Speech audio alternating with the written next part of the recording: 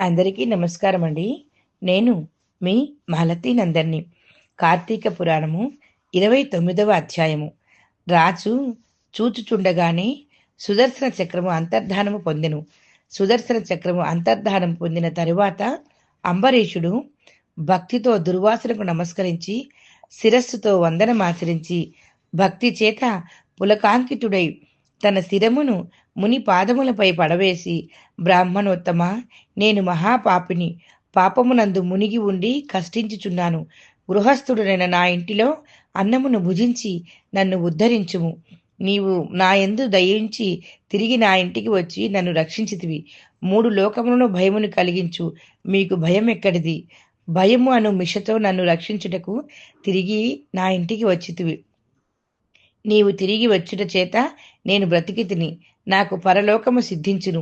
తద్దర్శన దానముతో నాకు అభయదానము, దానితో ప్రాణదానము, దానితో పరలోక దానము సంభవించునవని విన్నవించుచున్న రాజును తన బాహువులతో లేవనెత్తి దుర్వాస మహాముని ఆనందముతో, రాజా, ప్రాణములను రక్షించువాడు తండ్రి అని చెప్పబడును.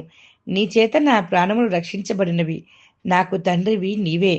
నేను నీకిప్పుడు నమస్కారము చేసిన ఎడల నీవు దుఃఖించదవు. తండ్రికి కష్టము కలిగడి వ్యాపారము చేయకూడదు.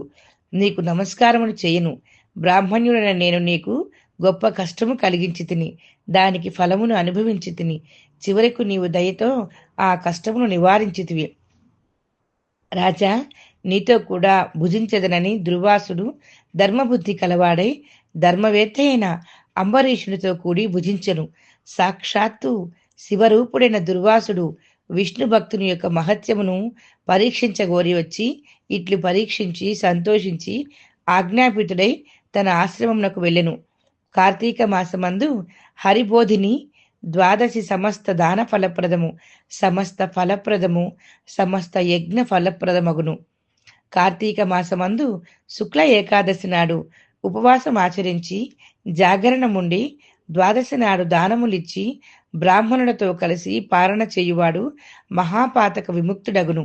మోక్షమును కోరిన విష్ణు భక్తులు ద్వాదశి స్వల్పంగా ఉన్నప్పుడు దానిని విడువక ద్వాదశి ఘడియలలోనే పాలన చేయవలెను.